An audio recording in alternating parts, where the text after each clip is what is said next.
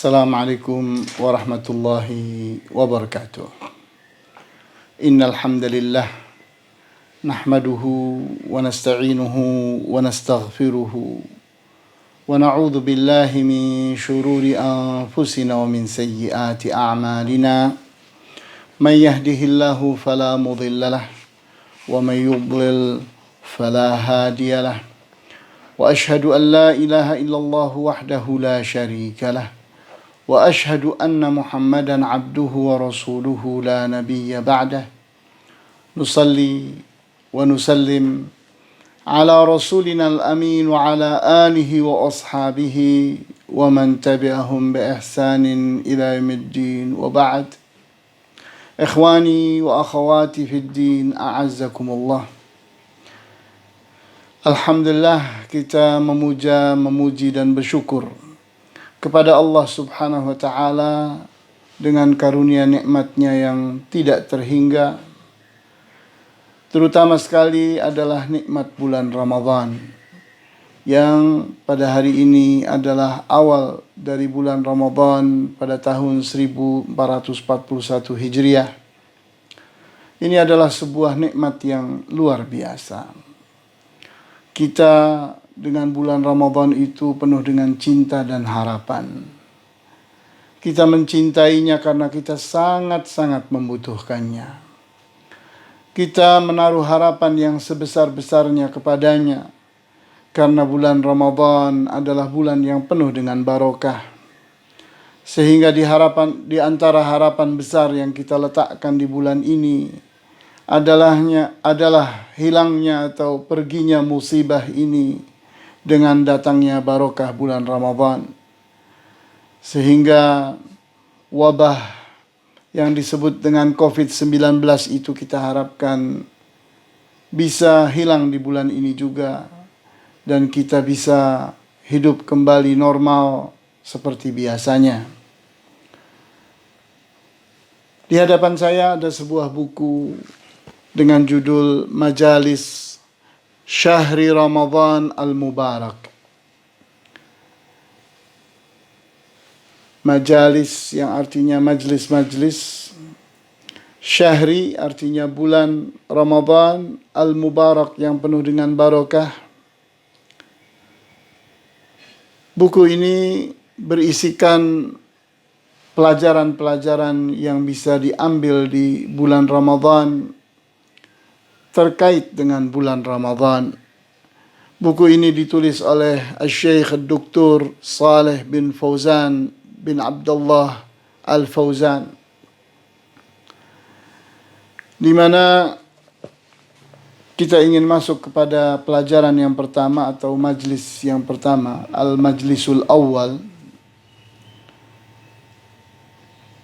Kita diajak oleh Syekh Saleh Al-Fauzan untuk berbahagia menyambut bulan Ramadan yang telah datang kepada kita, di mana bulan Ramadan ini adalah musim untuk beribadah, untuk beramal saleh.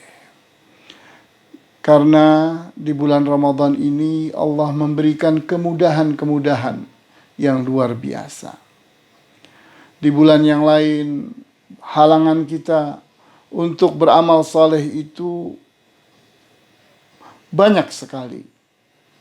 Namun kita rasakan di bulan Ramadan menjadi ringan. Sehingga suasana pun di bulan Ramadan banyak sekali berubah. Oleh karena itu, bulan Ramadan harus kita gunakan sebaik-baiknya. Karena ini adalah kesempatan yang sangat berharga. Di mana bulan Ramadan adalah bulan ketaatan. Di bulan Ramadan ini ketaatan pahalanya dilipatkan. Terutama sekali pada 10 hari terakhir di bulan Ramadan. Lebih khusus lagi pada saat Lailatul Qadar. Maka kesempatan yang sangat berharga ini jika tidak dimanfaatkan dengan sebaik-baiknya, maka kita akan menjadi orang yang merugi. orang yang menyesal karena kesempatan yang berharga ini tidak dimanfaatkan dengan sebaik-baiknya. Sehingga Syekh Saleh Al-Fauzan mengatakan, fal insanu imma an yasta'mila awqatahu bil khairi fata'uda alaihi bin naf'i. Seorang manusia bisa saja dia menjadi orang yang mampu menggunakan waktu-waktunya untuk kebaikan, sehingga kembalilah kepada dirinya manfaat. Wa imma an yasta'mila awqatahu bisyarri fata'uda alaihi bid-darar. Atau sebaliknya, dia ternyata menggunakan waktu yang Allah berikan ini untuk keburukan, untuk kejahatan, maka terkembali ke dirinya kejahatan pula, keburukan pula. Sehingga dalam hadis yang sahih diriwayatkan oleh Muslim, di mana Rasulullah SAW bersabda, kullun nasi yaghdu. Setiap orang itu sesungguhnya dia sedang melakukan perjalanan. Dia pergi dari rumahnya, berjalan, berjuang. Faba'i'un nafsah. Maka dia itu adalah orang yang sedang menjual dirinya. Famu'tiquha aw mubiquha. Maka pilihannya ada dua. Dia menjadi orang yang berhasil menjadikan jiwanya itu terbebas, karena dia benar menjual dirinya kepada Allah. Di saat seorang manusia itu menjual dirinya kepada Allah, maka Allah akan memberinya kebebasan yang sebebas-bebasnya. Di mana di surga nanti dia akan menjadi orang yang benar-benar merdeka. Atau sebaliknya, au mubiquha, atau dia menjadi orang yang menyengsarakan dirinya karena dia adalah orang yang gagal. Dia ternyata menjadi orang yang mengikuti bujuk rayu, godaan dan tipu daya syaitan. Maka dia terjebak di dalam jebakan syaitan. Kemudian dia pun terlepas dari Allah, terlepas dari pertolongan dan perlindungan Allah. Allah menelantarkannya, membiarkannya untuk menghadapi hidup dunia ini dengan dirinya sendiri, padahal dirinya tidak mampu. Maka sengsaralah dia. Di dunia ini dia tidak menemui kebahagiaan, dan di akhirat nanti dia justru menemui kesengsaraan. Maka bulan Ramadan yang sangat berharga ini selayaknya dan seharusnya dimanfaatkan dengan sebaik-baiknya. Syekh Saleh Al-Fauzan di sini mengingatkan kita dengan surat Asy-Syams, di mana surat Asy-Syams itu benar-benar berisikan padat akan nasihat tentang jiwa manusia. Kita perhatikan pada ayat 7, 8, dan 9 dari surat Asy-Syams. Wa nafsi wa ma sawwaha, demi jiwa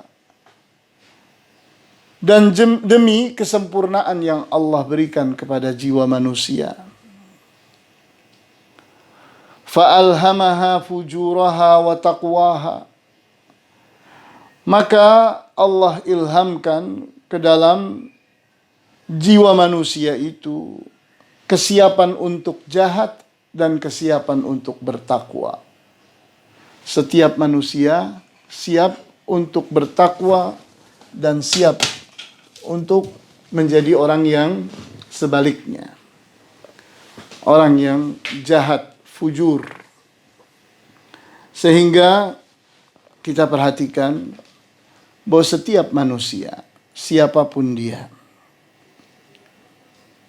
di dalam dirinya ada dua kesiapan, ada dua bakat. Ingin jadi siapa kamu?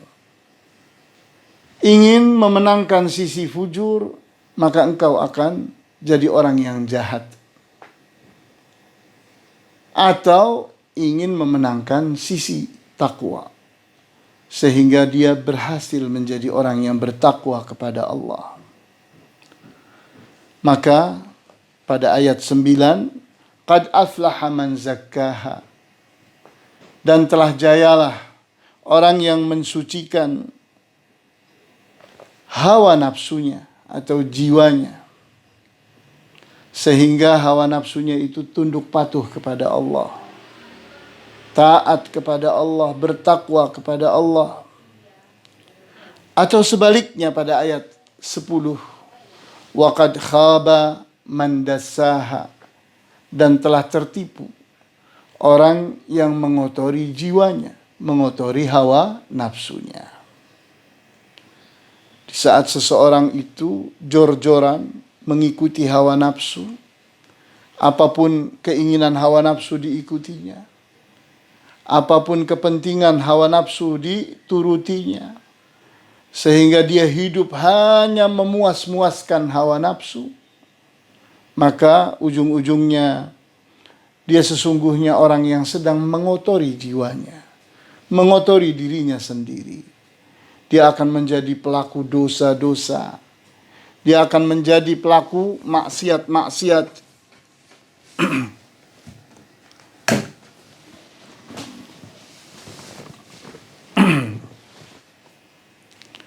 Sehingga di saat seorang manusia gagal dengan memperturutkan dirinya kepada hawa nafsu, maka dia akan menjadi orang yang hidupnya penuh dengan dosa-dosa dan maksiat. Karena dia menjadi pengikut setan. Dia tidak mengikuti petunjuk yang datang dari Allah Subhanahu wa ta'ala. Maka pada ayat 37 dan 38, fa amma man tagha, dan adapun orang yang tagha, melampaui batas artinya batas yang Allah telah tetapkan tentang baik dan buruk, benar dan salah, manfaat dan bahaya, itu dilanggarnya. Sehingga dia menjadi orang yang sombong dan pelanggar batas. Sehingga dia menjadi orang yang terbalik. Yang baik dibilang buruk, yang buruk dibilang baik. Yang benar dibilang salah, yang salah dibilang benar. Yang bermanfaat dibilang berbahaya, dan yang berbahaya dibilang bermanfaat. Maka dia telah melanggar batas. Wa atharal hayatad dunya, dan dia menjadi orang yang mengutamakan kehidupan dunia, menganggap akhirat tidak ada, menganggap Allah tidak ada, sehingga kepentingan hidupnya hanya bagaimana dia puas dengan dunia ini. Maka kita lihat orang yang seperti ini akan menjadi orang yang sengsara dengan api neraka jahim. Sehingga dia akan menyesal. Karena sebab itulah dia masuk ke dalam api neraka Jahannam. Kemudian orang yang sebaliknya disebutkan pada surat An-Nazi'at ayat 40. Wa amma man khafa maqama rabbih wa nahan nafsa 'anil hawa fa innal jannata hiyal ma'wa. Kita lihat pada surat An-Nazi'at ayat 40 41. Allah menegaskan wa amma man khafa maqama rabbih, Dan adapun orang yang takut kepada kedudukan Tuhannya, di mana Tuhannya itu memiliki keagungan yang luar biasa, kedudukan dan kemuliaan yang luar biasa, memiliki kekuasaan yang tidak terbatas. Dia mampu untuk merenggut semua manusia, untuk masing-masing dimintai pertanggungjawabannya.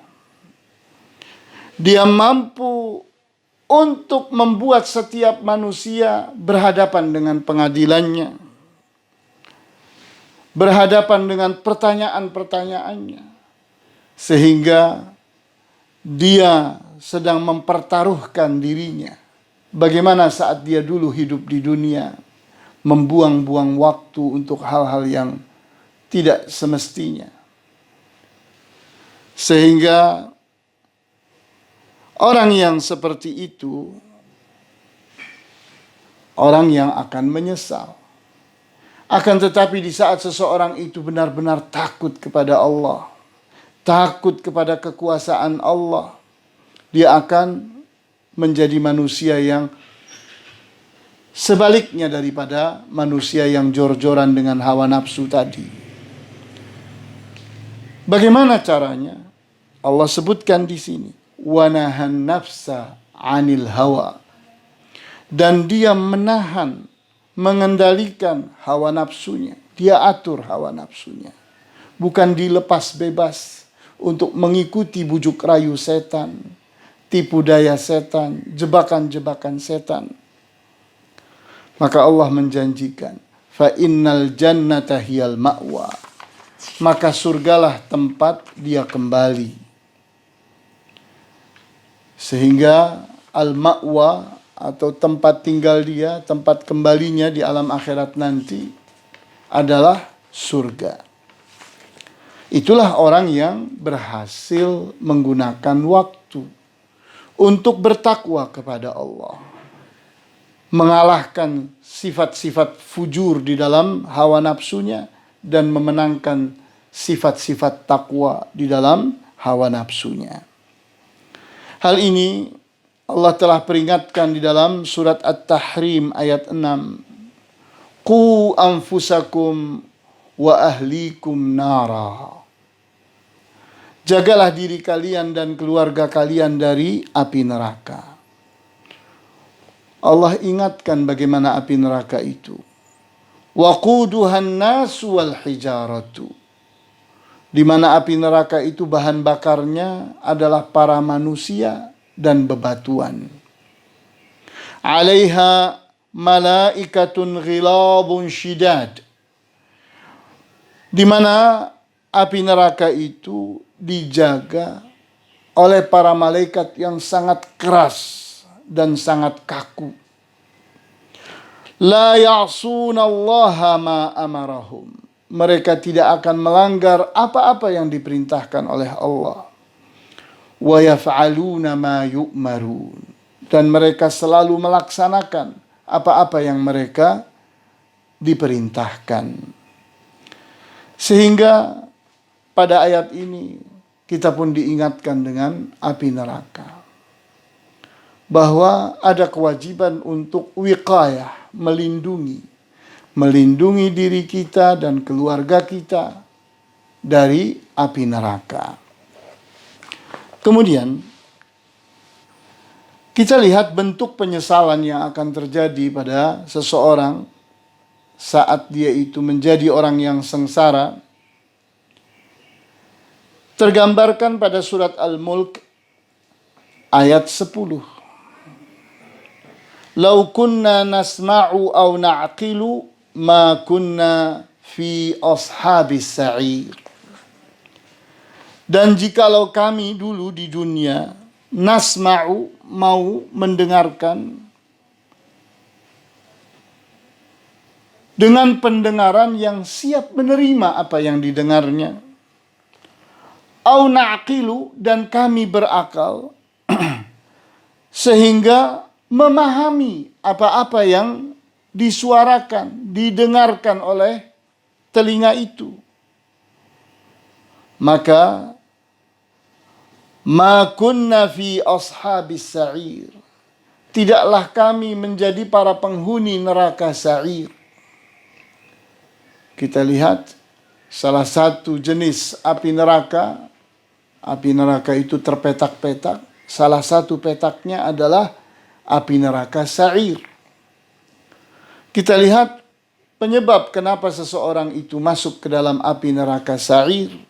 Sebabnya tidak mau mendengar dan tidak mau berakal, berfikir. Sehingga hidupnya itu hanya foya-foya. Hidupnya hanya menuruti keinginan, kemauan, kepentingan, mengejar kemuliaan-kemuliaan palsu. Maka ujungnya adalah penyesalan di saat masuk ke dalam neraka sa'ir.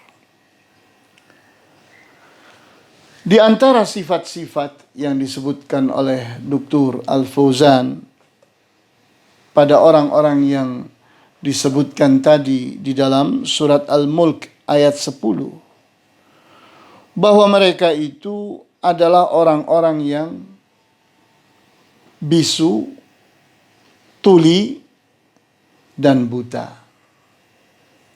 Bisu, tidak mau dia mengucapkan kebenaran, kebaikan, dan manfaat. Kemudian telinganya tidak mau mendengar, tidak mau mendengarkan kebaikan, kebenaran, dan manfaat. Kemudian buta, matanya itu pun tidak mau melihat kebaikan, kebenaran, dan manfaat. Sehingga hidupnya hanya hawa nafsu, memperturutkan dirinya kepada hawa nafsu. Sehingga pada akhirnya kesempatan bulan Ramadan adalah kesempatan emas. Kesempatan yang sangat-sangat berharga. Di mana di siang hari kita berpuasa dengan pahalanya yang luar biasa. Di malam hari kita melakukan ketaatan-ketaatan. Di antaranya adalah salat. Di antara salat itu adalah salat tarawih. Maka kesempatan yang emas ini harus kita lakukan, kita laksanakan dengan semangat ingin masuk ke dalam surga, ingin selamat dari api neraka. Maka pada kesempatan kali ini pun di saat ada pertanyaan dari saudara-saudara kita, maka saya pun siap untuk memberikan kesempatan menjawabnya semampu yang apa yang ada pada diri saya. Kita perhatikan, silahkan barangkali ada pertanyaan. Kebanyakan pesan-pesan yang masuk itu adalah kawan-kawan kita yang memberikan like atau sedang menggambarkan dirinya menonton. Belum ada pertanyaan yang masuk.